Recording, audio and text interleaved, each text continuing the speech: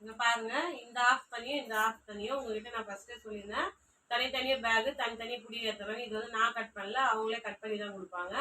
இதை வந்து சாதா பேக் தான். இது வந்து இதை வந்து இந்த மாதிரி தனித்தனியாக அடிச்சு இந்த மாதிரி அடுக்கி வச்சுக்கின்னு இங்கே பாருங்க, இந்த மாதிரி வந்து அடுக்கி வச்சு இதையும் இந்த ஆஃபும் ஒன்று ஜாயின் பண்ணி இந்த மாதிரி தனித்தனியாக வச்சுக்கலாம். இந்த மாதிரி அடுக்கி வச்சுக்கினா ஃபினிஷிங் எடுக்கிறதுக்கு நம்மளுக்கு கொஞ்சம் ஈஸியாக இருக்கும். அதனால தான் இப்போ இந்த மாதிரி இதை எடுத்து நான் இப்படி அடுக்கின்னு இருக்கேன். பாருங்க, இந்த மாதிரியும் ஒரு மாடல் இருக்குது பேக்கில். அதனால இதையுமே தெரிஞ்சுக்குங்க. பேக் தைக்கிறவங்க சொல்கிறேன் நான், இந்த மாதிரி மெத்தட் வந்தால் நீங்கள் வந்து கன்ஃபியூஷன் ஆகாதீங்க. இந்த மாதிரி அடுக்கிக்குங்க, பொறுமையாக உட்காந்து இந்த மாதிரி அடுக்கிட்டு அதுக்கப்புறம் இந்த மாதிரி ஃபினிஷிங் எடுத்தீங்கன்னா கரெக்டாக இருக்கும். ஓகேங்களா?